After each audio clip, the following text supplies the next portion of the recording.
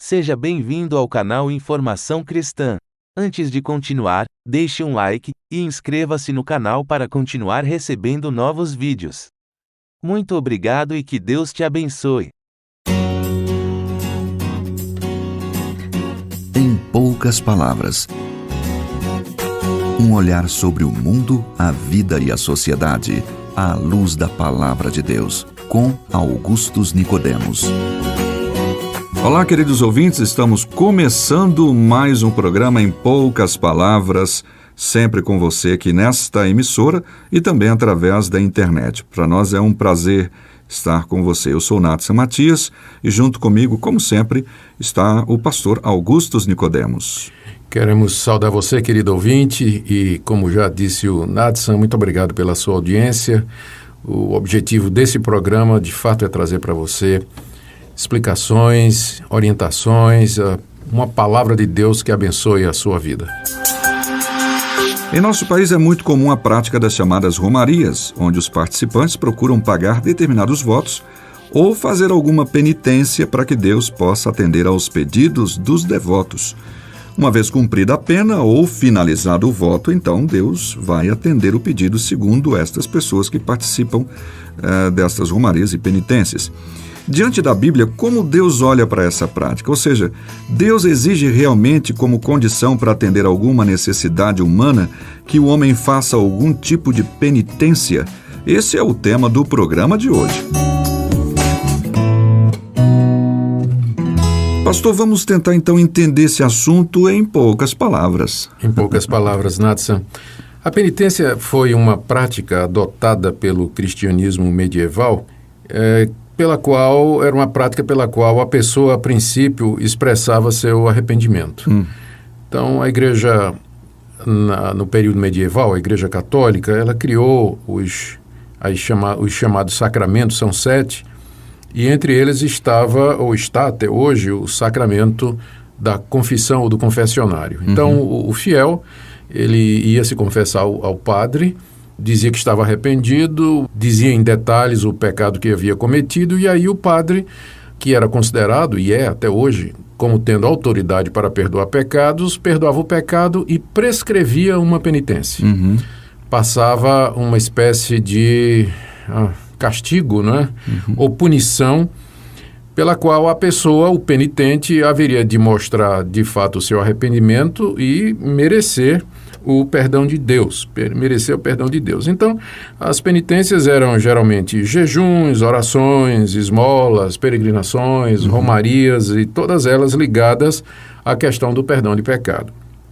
Depois, no catolicismo popular, é que essa questão da penitência adquiriu esse caráter de bênção, ou seja, se você fizer determinados sacrifícios como estes mencionados, né, romaria, esmola, oração, jejum, etc., então Deus estaria propício para atender o que você deseja, o que você tem no coração. Foi exatamente esse assunto, Nadson, que levou em parte à reforma protestante. Exatamente. Estava aqui pensando nisso. Foi. O que é que aconteceu? No século XVI, no desejo de arrecadar mais dinheiro para a construção da Catedral de São Pedro, o Papa determinou ou começou a oferecer as chamadas indulgências ou perdão papal para os pecados cometidos e, num certo sentido, substituindo as penitências. E o tesoureiro do Papa, um alemão chamado Tetzel, ele ia por toda a Europa vendendo as indulgências papais, elas eram adquiridas por dinheiro, variava, né, dependendo da gravidade do pecado. E o Tetzel tinha até um dito, né, que se tornou famoso: toda vez que toda vez que a moeda caía tilintando no cofre, a alma saía voando do purgatório. Né? E o Martinho Lutero, que era monge agostiniano, ele ficou muito revoltado com isso. Ele entendeu que o Papa havia extrapolado todas as suas funções, tanto é que quando ele escreveu as 95 teses, que foi um desafio aos doutores da igreja para discutir essas questões, as primeiras teses dele tinham a ver com a penitência. Sim. Ele dizia que a penitência não é um ato, mas é um estado constante do cristão.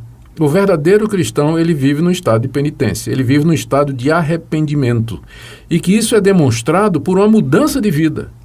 Mais do que por gestos externos. Gestos externos ou atos do tipo ir fazer uma romaria, uma peregrinação para Roma, dar esmolas, fazer um tempo de jejum, ou enfim, qualquer coisa dessa natureza. O Lutero insistiu que a verdadeira penitência começa com o arrependimento do coração, a mudança do coração que se revela em atos externos, e que o Papa não tinha o direito, e portanto também não o padre, de prescrever penitências como se as mesmas pudessem de alguma forma apaziguar a ira de Deus ou o castigo de Deus, né, contra aquela pessoa.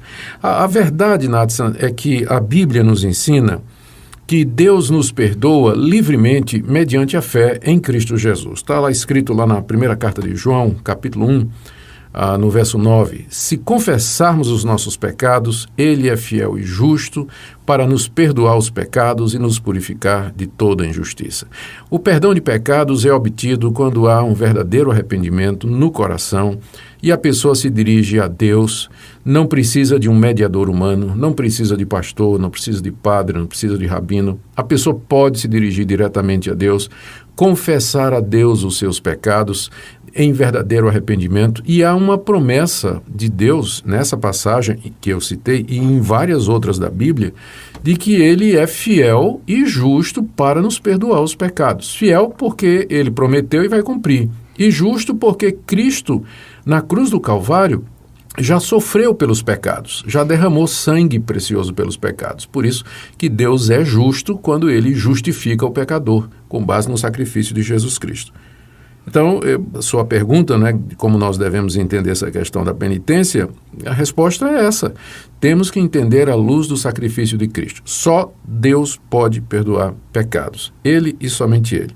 Isso aqui me chama a atenção, Natsan, se você me permite me estender aqui para outro assunto, que está relacionado com esse, que é a questão da extrema-unção, que é também mais um dos sacramentos que foram inventados na Idade Média, sem qualquer fundamento bíblico, que funciona mais ou menos da seguinte maneira. O moribundo, a pessoa que está próximo da morte, ele pode ser visitado por um sacerdote que lhe pronuncia a unção última, não é? Preparando-o para a morte. A extrema unção, né? A extrema última delas, preparando-o para a morte e isentando ou perdoando de determinados pecados, de maneira que, dependendo da situação dele, ou ele vai direto para o céu, ou o tempo dele no purgatório é diminuído. E a Igreja Católica Romana, ela vê isso como um sacramento. Sim. E vê isso como uma maneira pela qual o perdão pode ser dado às pessoas moribundas.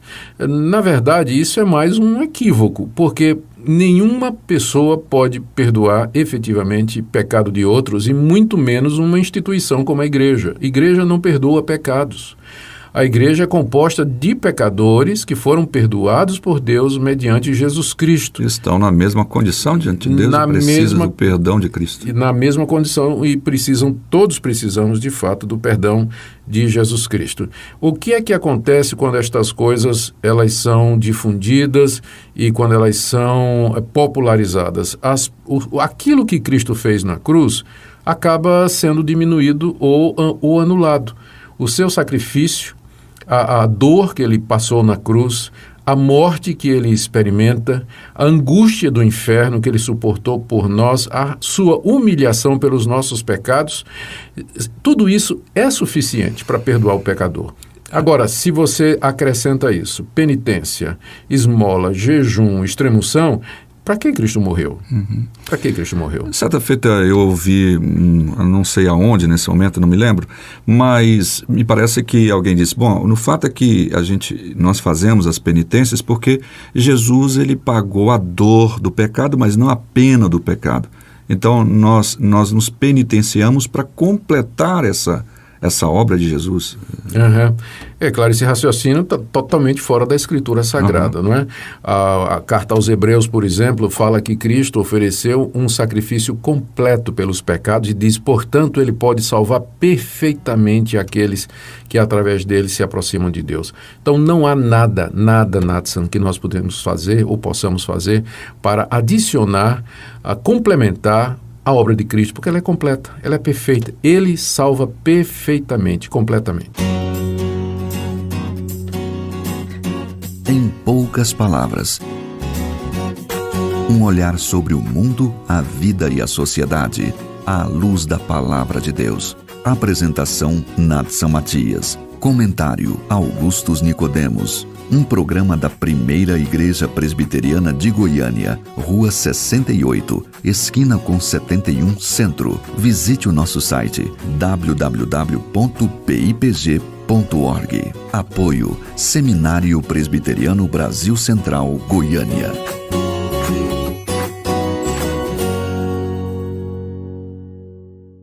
Obrigado por ter assistido um vídeo do nosso canal Informação Cristã. Esperamos que ele tenha edificado a sua vida e também da sua família. Pedimos que por favor se inscreva no nosso canal, dê um like e compartilhe esse vídeo para o maior número de pessoas, para que elas também sejam edificadas e alcançadas pela palavra do nosso Deus. Que Deus te abençoe e até o próximo vídeo.